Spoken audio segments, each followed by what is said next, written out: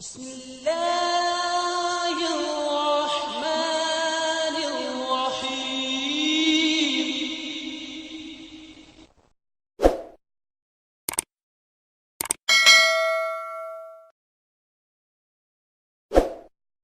ایک سوال آپ سے بلکہ ڈاکٹر یحییٰ صاحب کی طرف چلتے ہیں. آپ ہمارے ساتھ ٹیلی فون لائن پر موجود ہیں ڈاکٹر صاحب؟ جی یحییٰ صاحب، آپ فرما رہے تھے کہ آپ کا ایک اور سوال بھی تھا. موقع دینے کا، کیونکہ وفات کا اصل جو اعتراض ہے وہ معترضین کرتے ہیں وفات سے قبل کی تھیوری پر. یحییٰ صاحب ہم نے اس کے بارے میں بڑی تفصیل سے بات کر لی ہے، مبشر یاس صاحب نے بتا بھی دیا ہے. تو اس کے علاوہ آپ کا کوئی اور سوال تھا، آپ بتا رہے تھے. جی میں وہی بتانے لگا ہوں. جی کیا میرا سوال یہ ہے، کیا حضرت مسیح موعود علیہ الصلوۃ والسلام سے قبل بھی کوئی نبی ایسے گزرے ہیں جو کہ اپنی وفات سے قبل شدید بیمار ہوئے ہوں؟ اچھا جی یحییٰ صاحب بالکل صحیح ہے. مبشر یاس صاحب کی طرف ہی چلتے ہیں، مختصر صاحب وہ بتا دیں گے، پھر فضل صاحب میں آپ کی طرف آؤں گا. مبشر صاحب السلام علیکم. جی وعلیکم السلام. آپ اگر مختصراً بتا دیں، یحییٰ صاحب نے ایک فالو اپ کویشچن پوچھا ہے، وہ کہتے ہیں کہ کیا کوئی اور نبی ہے جو جی ابھی دیکھ تو ایوب علیہ السلام کی مثال ہم نے دی تھی. بالکل.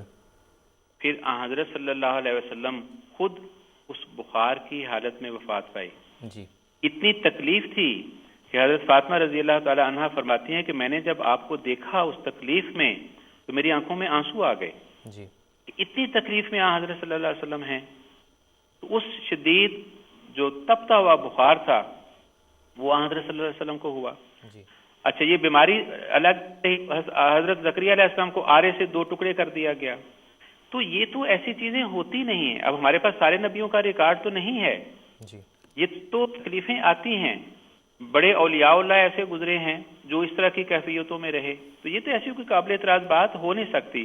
حضرت صلی اللہ علیہ وسلم نے فرمایا المبتون شہید، جو پیٹ کی بیماری سے فوت ہوتا ہے وہ شہید ہوتا ہے. تو یہ ایسی کون سی بات ہے؟ بالکل صحیح ہے. مبشر صاحب جزاک اللہ، شکریہ بہت بہت. فضل صاحب ہمارے پاس 2 منٹ ہیں، لیکن اگر آپ مختصراً ہم اس کو ریپ اپ کر لیں کہ جب حضرت اقدس مسیح موعود علیہ الصلوۃ والسلام کی وفات ہوئی ہے تو مخالفین کا جو رد عمل تھا وہ کیا تھا، اور مختصراً بتا دیں کہ وہ رد عمل کیا تھا، اور پھر ہم اس کو ڈسکشن کو ریپ اپ کرتے ہیں. مسیح موعود علیہ السلام کے مخالفین کا جو رد عمل تھا وہ تو اتنا خطرناک اور وہی رد عمل تھا جو عام طور پر دنیا میں انبیاء کے مخالفین کا ہوا کرتا ہے. اور ان کو یہ بھی خیال نہیں آیا کہ حالانکہ وہ جو ایک رد عمل تو یہ تھا کہ مسیح موعود علیہ السلام جب سے یہاں قیام پذیر تھے، جس بلڈنگ میں حضور کے نے آخری دن گزارے ہیں، ہر روز عصر کی نماز سے لے کے رات 10 بجے تک، حضور کی وفات سے پہلے بھی یہاں پر تقریریں ہوتی تھیں، مولوی گالیاں دیتے تھے.